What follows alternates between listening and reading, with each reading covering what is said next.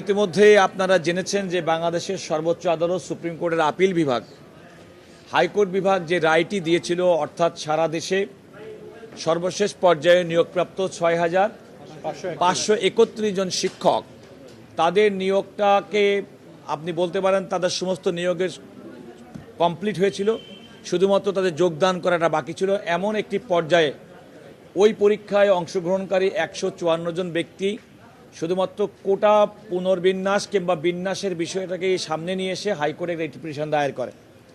চূড়ান্ত বিবেচনায় হাইকোর্ট বিভাগ আলটিমেটলি এই 6,531 জন তাদের যে ফলাফল এবং উত্তীর্ণ শিক্ষক, নিয়োগপ্রাপ্ত শিক্ষক, তাদের নিয়োগটাকে বাতিল করে একটা অবজারভেশন দেয়। সেটা হচ্ছে 2024 সালের পরিপত্র অনুযায়ী কোটার ভিত্তিতে পুনরায় তাদের ফলাফল প্রকাশের জন্যে।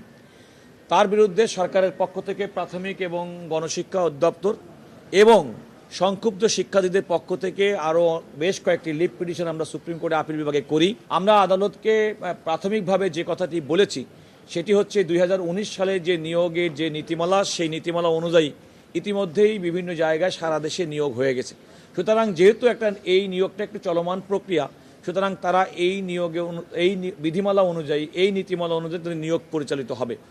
প্রাথমিকভাবে আদালত আমাদের এই বক্তব্যটি গ্রহণ করে লিভ গ্রান্ট করেছেন, অর্থাৎ হাইকোর্ট বিভাগ যে রায়টি দিয়েছিল, রায় দিয়ে 6,531 জন সহকারী শিক্ষকের নিয়োগটাকে বাতিল করেছিল, করে 2024 সালের কোটা সংক্রান্ত যে সরকারের প্রজ্ঞাপন, সেই প্রজ্ঞাপনের ভিত্তিতে নতুন করে ফলাফল প্রকাশের যে সিদ্ধান্ত দিয়েছিল সেটির কার্যকারিতা স্থগিত করেছে।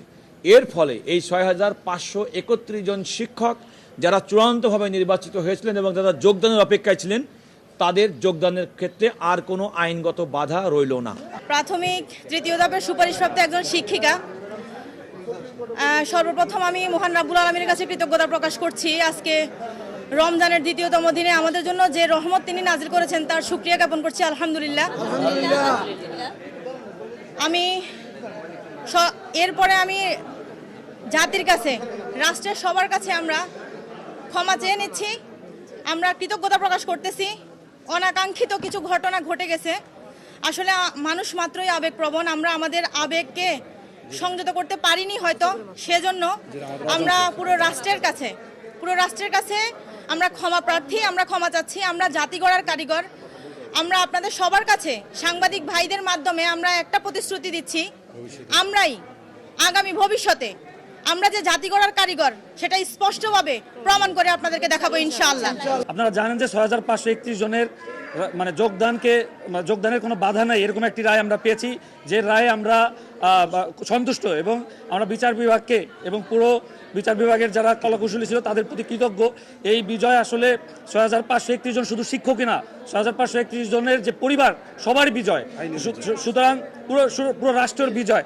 আর একটা বিষয় বলবো যে দেখেন, এই যে আমাদের 2 থেকে 3 মাস আমাদের সাথে যেটা হয়েছে, এরকম হ্যারাসমেন্ট যেন কারোর সাথে কোনোভাবে কারোর সাথে না হয়, কারণ আলটিমেটলি এই 2 মাসে পিছিয়ে পড়াতে পুরো জাতিরই একটি ক্ষতির দিকে যাচ্ছে।